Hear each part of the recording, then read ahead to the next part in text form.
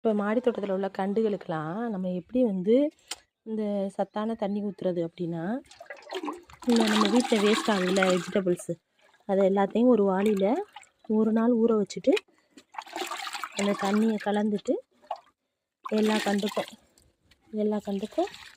கொஞ்சம் கொஞ்சமாக ஊற்றிட்டே இருந்தீங்கன்னா அந்த குப்பையும் அதிலே போகட்டும். ஓகேவா? அந்த தண்ணியிலே எல்லா சத்தும் இறங்கியிருக்கும். அப்படி நம்ம எல்லா கண்டுக்கும் ஊற்றும் போது நல்லா வளரும் செடிலாம்.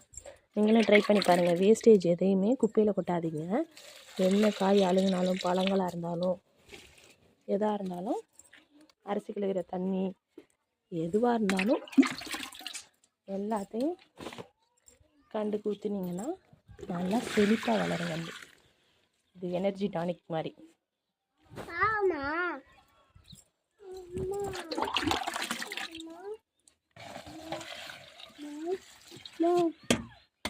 அம்மா ஆமாம்மா ஆமாம்மா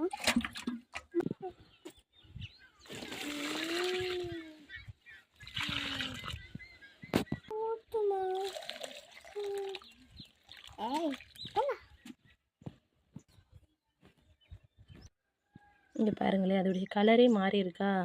அந்த எசன்ஸ் எல்லாமே அந்த தண்ணியில் இறங்கியிருக்கும். அதனால் செடிக்கு கொடுக்கும்போது செடி நல்லா சத்தாக வளரும். நான் வேறு எந்த உரமுமே போடுறதில்ல, இது மட்டுமே போதும்.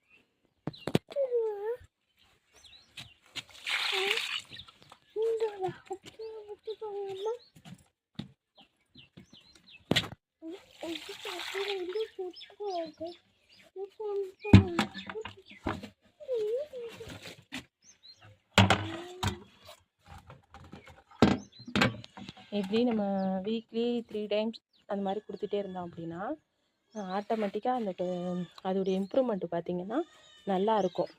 அதோடைய காயும் நல்லா இருக்கும். காயெலாம் நல்லா பிடிக்கும். நம்ம இன்றைக்கி முள்ளங்கி அறுவடை பண்ணலாமா? இதுலேயும் இருந்துச்சு ஒரு முள்ளங்கி, 2 முள்ளங்கி பிடுங்கினா போதும்.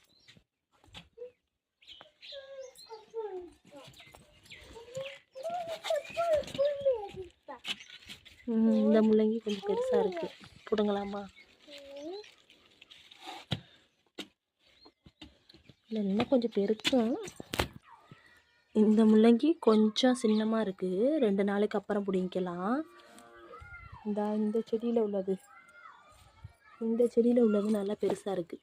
இதை பிடுங்குவோம். கொஞ்சம் தண்ணி ஊற்றிட்டு பிடுங்கினா